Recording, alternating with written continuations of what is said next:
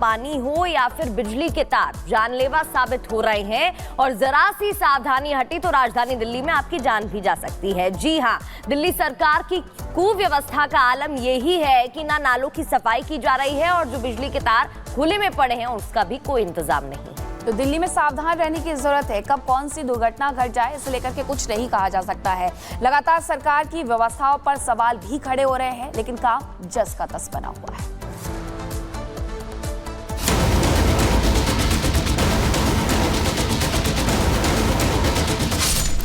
हादसों से कब सबक लेगी दिल्ली सरकार?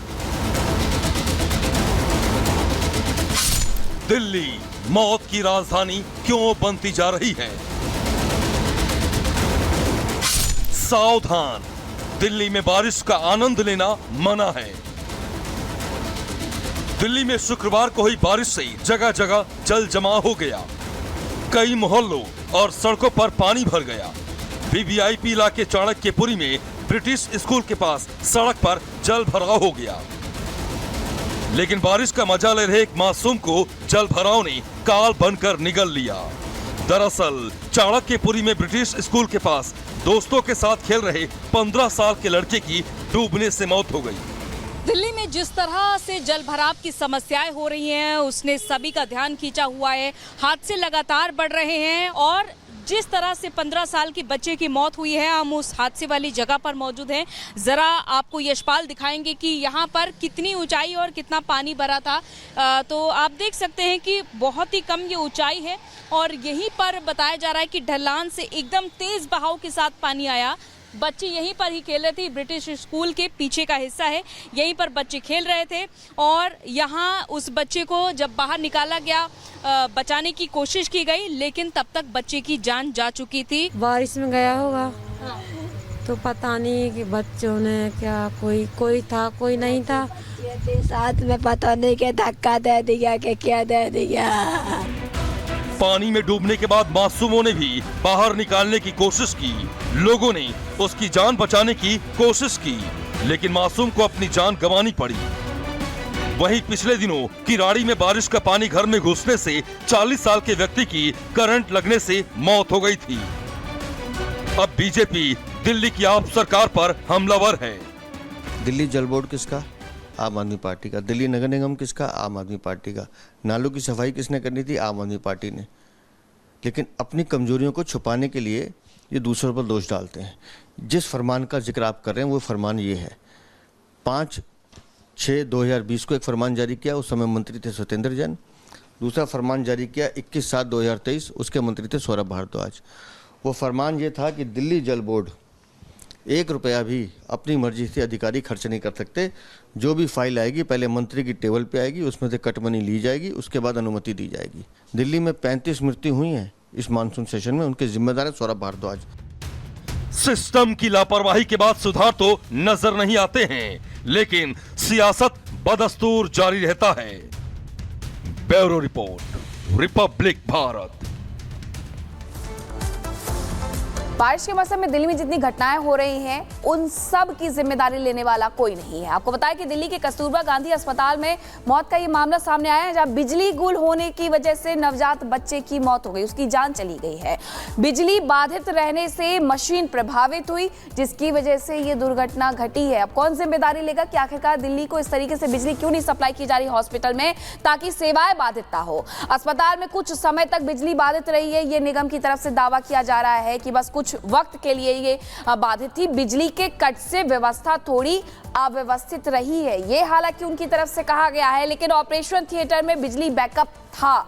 ऑपरेशन थिएटर में बिजली बैकअप था, ये कह रहे हैं। नवजात नीकू में पहले से ही भर्ती था, आपको बता दें, नवजात नीकू, और नीकू का पावर बैकअप काम कर रहा था। इसके बारे में निगम ने दावा किया है 5 दिन तक वेंटिलेटर पर रहने। हमारी सतत दृष्टि सोशल मीडिया प्लेटफॉर्म्स पे भी और अन्य जो सोर्सेज हमारे हैं, हमारी जितनी भी एजेंसियां हैं, इस पे लगातार हमारी सभी एजेंसी लगी है। पूरे विभाग, सभी लोग, जो सिविल पुलिस का फोर्स है, इस कार्य में लगा है। सीएम योगी की पूरी कोशिश है कि पुलिस भर्ती परीक्षा में ना तो कोई अफवाह फैले और ना ही पेपर लीक जैसी कोई जुर्रत हो। पुलिस के साथ एटीएस और एसटीएफ की तैनाती, पेपर लीक रोकने के लिए आर्टिफिशियल इंटेलिजेंस का इस्तेमाल किया जा रहा है। कैंडिडेट्स का केवाईसी वेरिफिकेशन हो रहा, बायोमेट्रिक अटेंडेंस, आधार कार्ड वेरिफिकेशन जारी है। परीक्षा केंद्र में सीसीटीवी से निगरानी हो रही है और सीसीटीवी कंट्रोल रूम की जिम्मेदारी एडीएस स्तर के अधिकारी को दी गई है। यानी जो तैयारी उत्तर प्रदेश में की गई है उससे साफ जाहिर है कि इस बार पेपर लीक जैसी घटनाओं को लेकर योगी सरकार कितनी अलर्ट है। अफवाह फैलाने वालों पर भी योगी सरकार सख्त है। Bureau report, Republic Bharat. तो पेपर लीक मामले को लेकर तो योगी सरकार अलर्ट मोड पर है ही, साथ ही अफवाह फैलाने वालों पर भी चाबुक कसने की तैयारी है। साथ ही क्या कदम उठाए गए हैं पॉइंटर्स के जरिए आपको बता देते हैं। यूपी में 60,000 सिपाही भर्ती के लिए दोबारा परीक्षा कराई जा रही है। गड़बड़ी रोकने के लिए योगी ने पूरी ताकत झोंक दी है। इसके अलावा अकेले लखनऊ की बात करें तो 8 एसीपी, 62 इंस्पेक्टर की तैनाती की गई है। हर जिले में डीएम, एसपी खुद मॉनिटरिंग कर रहे हैं कि कोई गड़बड़ी ना हो। करीब 2300 मजिस्ट्रेट, 25,000 पुलिसकर्मी तैनात किए गए। इसी से समझा जा सकता है कि क्या तैयारी की जा रही है। परीक्षा केंद्र से लेकर अगर आसपास के रास्तों की भी बात करें तो वहां पर भी सीसीटीवी है और उससे पैनी नजर भी रखी जा रही है। पहली बार परीक्षा केंद्र के हर रूम में सीसीटीवी से निगरानी भी रखी जा रही है, कोई भी चूक ना रह जाए, ये कोशिश की जा रही है। सीसीटीवी हर जगह लगाए गए हैं परीक्षा केंद्र में, जिससे कि कोई गड़बड़ी ना हो।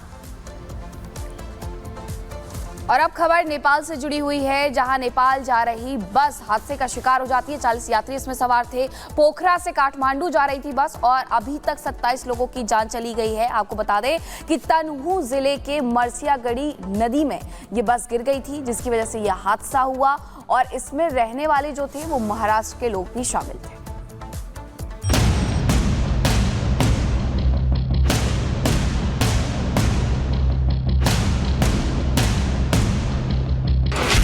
नेपाल में बड़ा हादसा, नदी में गिरी यूपी नंबर की बस।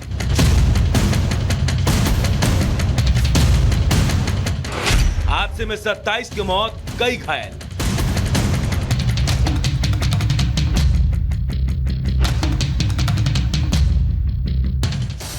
नेपाल की राजधानी काठमांडू के लिए जा रही उत्तर प्रदेश की बस नदी में गिर गई। यह भयंकर हादसा नेपाल के तिनहुन जिले में हुआ। हादसे के वक्त बस में 40 भारतीय यात्री सवार थे।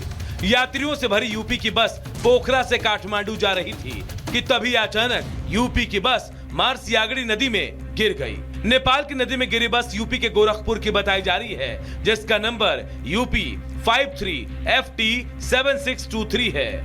बस नदी में गिरी तो चीख पुकार मच गई, लेकिन दर्दनाक और दिल दहला देने वाले इस हादसे में अब तक 27 भारतीय यात्रियों की मौत हो चुकी है, साथ ही कई बुरी तरह जख्मी भी हैं। बस नेपाल के पोखरा से काठमांडू जा रही थी। शुक्रवार सुबह 11:30 बजे बस नदी में गिरी। हादसे में 27 लोगों की मौत तो कई लोग घायल हैं। घायलों को पास के अस्पताल में भर्ती कराया गया। महाराष्ट्र के यात्रियों ने गोरखपुर से नेपाल के लिए बस बुक की थी। 4 महीने पहले महाराष्ट्र के लोगों ने बुकिंग की थी। बस में सवार सभी यात्री महाराष्ट्र के भुसावल के रहने वाले थे। सरकार घायलों के उचित इलाज की व्यवस्था कर रही है। ये बस जो है वो गिर गई और गिरने के कारण वहाँ पर नीचे नदी भी थी, उस प्रवाह में भी कुछ लोग आ गए, तो काफ़ी लोग उसमें इंजर्ड है। ऐसे एक्चुअली अलग अलग जगह से अलग अलग बात हो रही है हमारी, मतलब दिल्ली एम्बेसी से बात हुई, वहाँ के स्थानिक जो ऑफिसर है वो कुछ अलग बता रहे हैं, लेकिन उसमें कैजुअलिटी हो सकती है। हादसे के बाद की तस्वीरें भी सामने आई है। नेपाल की तेज बहाव नदी में बस उल्टी पड़ी दिखाई दे रही है। इधर जैसे ही यूपी के मुख्यमंत्री योगी आदित्यनाथ को इस बात का पता चला कि यूपी की बस नेपाल में हादसे का शिकार हो गई है, तभी योगी एक्टिव मोड में आ गए। सीएम योगी ने तुरंत संज्ञान लिया और योगी के आदेश पर यूपी के राहत आयुक्त ने तुरंत नेपाल सरकार के अधिकारियों से संपर्क साधा। साथ ही नेपाल से सटे यूपी के महाराजगंज के एसडीएम और सीओ को घटनास्थल के लिए भेज दिया है। Bureau report, Republic Bharat.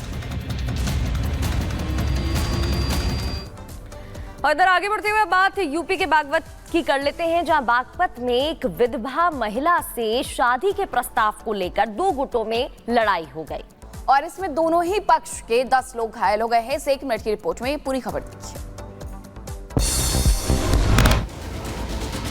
Uttar Pradesh के बागपत में विधवा महिला से शादी करने का प्रस्ताव देने पर दो पक्षों के बीच विवाद हो गया। एक पक्ष पर दूसरे पक्ष के लोगों ने धारदार हथियार से हमला बोल दिया, जिसमें दोनों पक्षों की महिलाओं समेत 10 लोग घायल हो गए। दरअसल इस विवाद की मुख्य वजह पुलिस में शिकायत भी कराने को लेकर थी। पहले एक पक्ष ने पुलिस में शिकायत दर्ज कराई, लेकिन पुलिस ने इस पर गंभीरता नहीं दिखाई। पुलिस में शिकायत दर्ज कराने की खबर जब दूसरे पक्ष को मिली तो बात आगे बढ़ गई और मामला यहाँ तक आ पहुँचा कि एक पक्ष ने दूसरे पक्ष पर धारदार हथियार से हमला बोल दिया। मौके पर पहुंची पुलिस ने मामले को किसी तरह शांत कराया।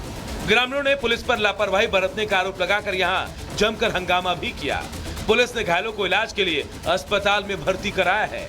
वहीं पुलिस का कहना है पूरे मामले की छानबीन की जा रही है और हमलावरों के खिलाफ कड़ी कार्रवाई का आश्वासन भी मिला है। Bureau report, Republic Bharat.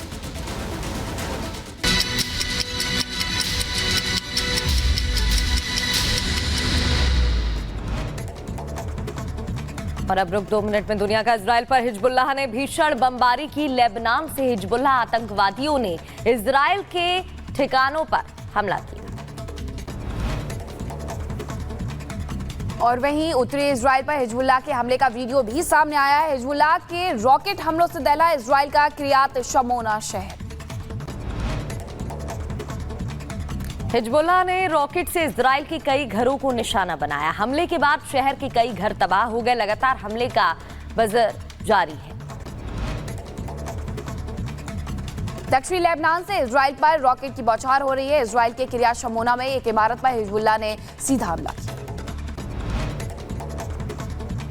लाल सागर में हूथी आतंकियों ने ग्रीक के जहाज पर निशाना साधा। हूथियों के हमले का लाइव वीडियो सामने आया। हमले के बाद 25 सदस्यीय चालक दल को यूरोपीय संघ के नौसैनिकों ने बचा लिया। इराक से कच्चा तेल लेकर ग्रीस जा रहा था जहाज। और वहीं हिजबुल्लाह का हमला देखने को मिला है तो इजराइल ने भी पलटवार किया है। लेबनान पर पलटवार करते हुए दक्षिणी लेबनानी गांव पर इजरायली हमले में 8 लोगों की मौत हो गई है। इजराइल से हमले से लेबनान में भारी नुकसान हुआ। इजरायली लड़ाकू विमानों ने सीरिया पर भीषण हमला किया। सोशल मीडिया पर पोस्ट की गई फुटेज में